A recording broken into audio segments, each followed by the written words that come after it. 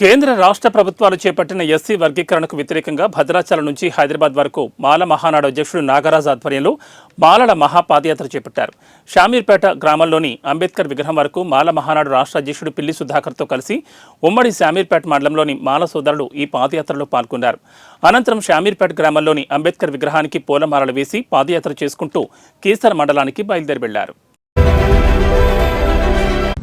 కేంద్ర రాష్ట్ర ప్రభుత్వాలు మానుకోవాలని చెప్పి డిమాండ్ చేస్తూ, అదేవిధంగా తెలంగాణలో మాలలు తక్కువ ఉన్నారని చెప్పి మాదిల యొక్క అవకాశాన్ని, మాదిల యొక్క కంచెల మెతుకులను మాలలు గుంజుకు తింటున్నారని చెప్పి ఏదైతే అబద్ధ ప్రచారాన్ని పదే పదే చేస్తా ఉన్నాయో పార్టీలు కానీ, ఎంఆర్పీఎస్ కానీ, ఇతర సంస్థలు కానీ, ఆ ప్రచారం తప్పు అని చెప్పడానికి మాలల మహాపాదయాత్రగా జాతీయ మాలల ఆధ్వర్యంలో అక్టోబర్ 20వ తారీఖున భద్రాచలం నుంచి 1000 కిలోమీటర్ల పాదయాత్రను మేము చేపట్టడం జరిగింది.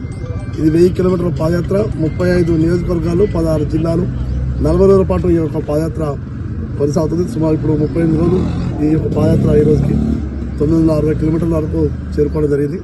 ఈ సందర్భంగా చెప్పేది ఒకటే, ఈరోజు షామీర్పేట మండలంలో పెద్ద ఎత్తున పాదయాత్రకు స్వాగతం పలికిన ప్రతి ఒక్కరికి ధన్యవాదాలు తెలియజేస్తూ, రాష్ట్ర ప్రభుత్వం కానీ కేంద్ర ప్రభుత్వం కానీ అశాస్త్రీయమైన, రాజ్యాంగ విరుద్ధమైనటువంటి ఈ యొక్క వర్గీకరణ అంశాన్ని తీసుకురావద్దని చెప్పి కోరుతాను. ఎందుకంటే ఆర్టికల్ 341 సవరిస్తేనే అది రాజ్యాంగ సవరణ జరుగుతూ మాత్రమే వర్గీకరణ అవుతుంది. కానీ ఈరోజు దొడ్డిదారిన మోడీ గారు రాసిచ్చిన స్క్రిప్ట్ను సుప్రీంకోర్టు న్యాయమూర్తులు చదివి ఈరోజు దళితుల